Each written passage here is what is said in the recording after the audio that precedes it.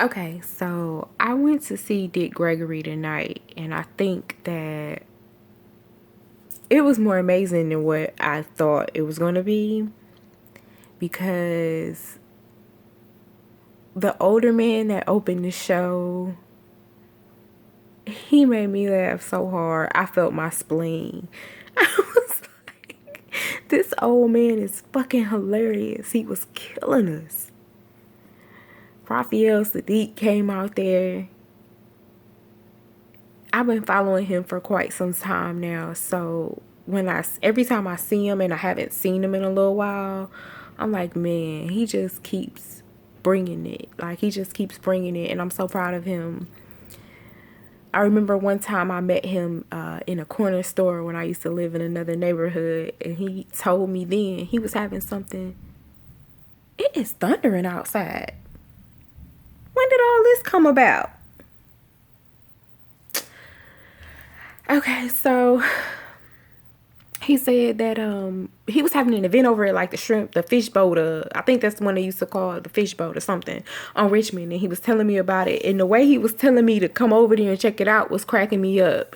And then the next thing I knew, he gave me a flyer, and the next thing I knew, something was going on at the Improv, and I was like, well, let me go over here. So I went there, and I haven't been out in a long time, and I went tonight, and he was there, and I was so glad he was there. And when I tell you, he just cracked me up, and he cracked me up, especially when he was talking about how he don't trust people when he wake up and he be sitting in the kid's room with his piece, like, what's up? So that was just funny to me because that's something that I can relate to. And but when I tell you Dick Gregory came out there and the energy that they gave this man, they gave him what he was supposed to have, a proper energy, bringing in to him sitting on a platform and talking to us. He did such an amazing job. But when they announced that they was bringing him out, man, I just stood to my feet and just clapped, and of course he came on and he made a joke talking about, I don't know what all that's about, y'all clapping for me, because he a real humble type, regular, just good man. And it just felt so good to see him, and it felt good for our people to be in the building. Raphael Sadiq said something like shea butter in there. Shea butter up in there. Yes, it did. So it felt good to see, our people in there supporting our people, and him talking about the real shit that's going on in this world. It's amazing when you can sit down and listen to somebody that's figured it all out. But what's most important to me is that when he spoke, the words that came out of his mouth, it didn't fly over my head. 3 things flew over my head, and I remembered to remember and check it out later. But when you sitting in a room and you so lost and you so confused, and you got wisdom sitting up there on the throne talking to you, and you ain't listening because you can't follow, and you so fucking far behind, it's bad. And it's this lady that sat next to me, and I made sure to do my duty to talk to this lady to see, where she was at, because she told me she had never even been to the Improv a day in her life. So what that tells me about her is that she don't get out much. I don't get out much now because I don't get out much now. But hell, I done been everywhere, so I'm chilling out. But she was getting out because it was a total different experience to her. And so she was telling me that, and we talked for about 10 good minutes, and it was 8:05, and she was like, do they usually start late? And I'm like, damn, it's 8:05. She already ready to go. I told her no, it was a nice show and they usually run on time. They probably were just trying to get some shit together or whatever. But Dick Gregory came out, and I tell you, that lady sat there for 7 minutes after he came out. He said fucking shit and bitch and every cuss word that he wanted to fucking use in his segment. And the more he cussed, the more aggravated she got. I could feel it. I could feel the steam coming up on her. I'm not lying. And when he started to talk about church and God and stuff like that, she got the fuck up out of there and she left. She ain't pay her bill or nothing. The lady came over there and gave me her bill. I'm like, I told you this lady wasn't with me when I placed my order. So I'm just saying this to say, it's people out here that hate to know the truth, man. They hate it. They hate it. And I live for it. I live for the truth. That's why I went. Oh, honey, I was supposed to do some overtime tonight. I canceled that overtime so I can go hear Dick Gregory. I prayed for him to come into this place safely and to leave it the same way he came, but with more money and more wisdom than he got in here with. And I pray for everybody's guidance there and back. But to see Dick Gregory tonight, man, and these new women that I've been meeting at these little social events that I go to, they'd be like, what you doing on the weekends? What you doing, girl? Where you going? Girl, listen here.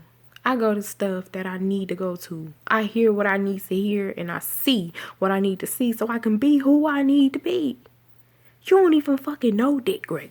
And I just think that's bad. Like, it's a lot of good people out here I don't know. It's a lot of history that I don't know. But with YouTube being what it is right now, I don't think it's an excuse. All somebody got to tell you is a name or a link, and you look it up and you good to go. TTG. So I don't get it. Had a Houstonian girl tell me, no, I'm not going to him. He's not comedic. Like, I guess she was trying to use a big word in an improper phrase. And I was like, what you're basically saying is that he's not funny. He's not meant to be funny. He's meant to be powerful. He's meant for us to listen to him. He's meant for us to say, I'm sorry, I said that all wrong. It is meant for him to speak and for us to listen.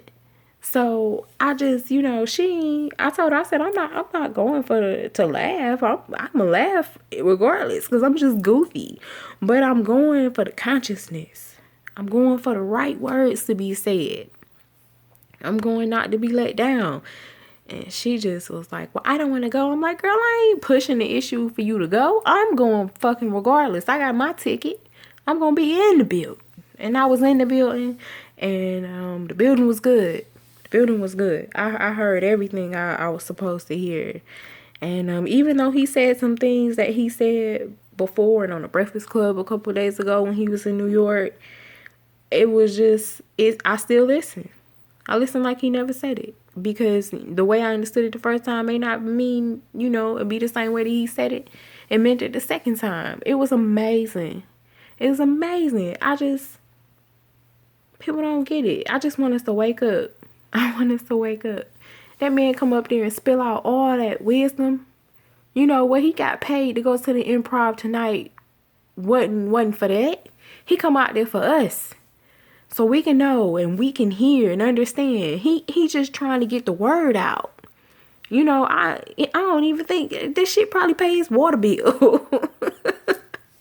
According to where he say he living, he say he live out there with the ocean sprays and shit. I'm like, you live out there with the people that make ocean spray juice? They millionaires.